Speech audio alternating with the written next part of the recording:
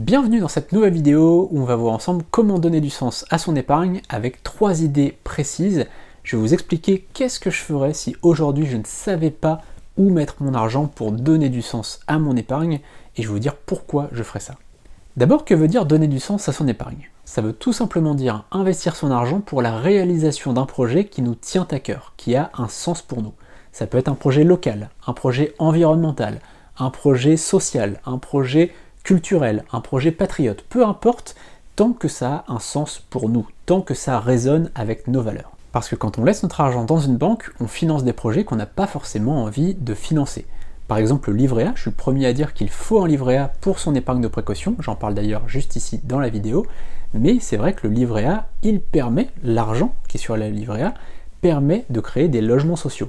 Personnellement, je trouve que c'est une mauvaise chose de créer des logements sociaux et qu'on devrait plutôt créer des logements de haut standing pour justement permettre aux gens qui ont aujourd'hui des logements sociaux de monter, et donc ça permettrait tous de monter plutôt que tous descendre. J'en ferai une vidéo à part, n'hésitez pas à me dire d'ailleurs dans les commentaires si vous voulez que je fasse une vidéo sur ce sujet. Et il y a plein d'exemples comme ça de placements bancaires qui financent les armes, qui financent des projets qui sont pas du tout écologiques par exemple, qui sont vraiment sales pour l'environnement, et finalement ça on n'a pas de regard là-dessus. Là au moins dans ce qu'on va voir dans un instant, on sait à quoi sert notre argent.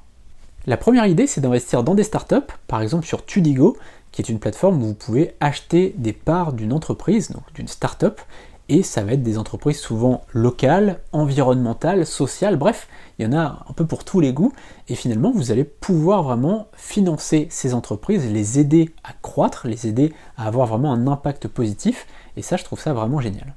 La deuxième idée, c'est un petit instant promo, mais c'est d'acheter un blog clé en main. Je vous ai mis le lien dans la description vers notre concept de blog clé en main. Alors pourquoi j'en parle dans cette vidéo? C'est tout simplement parce que nos sujets, à chaque fois, sont des sujets importants pour la société. Ça peut être arrêter de fumer, diminuer l'alcool, soigner le psoriasis, communiquer avec ses enfants, bref, que des sujets qui sont importants pour des gens et qui vont aider des gens. Et enfin, troisième idée, acheter des appartements, les rénover et les proposer à un tarif abordable. Je connais un propriétaire qui fait ça, qui a plusieurs appartements, qu'il loue, et en fait il a par exemple une maison qu'il pourrait louer largement 750 €, et il la loue en fait 670 €, c'est-à-dire 80 € de moins que ce qu'il pourrait louer. En fait il choisit bien ses locataires, il choisit des gens bien, mais il met des tarifs vraiment abordables. Souvent il va prendre des jeunes gens qui se lancent dans la vie active, et il va leur donner un petit coup de pouce comme ça, parce que 80 €, mine de rien, à l'année, ça fait 960 € d'économie pour les gens. Donc là, en faisant ça, vous donnez vraiment un coup de pouce à des gens.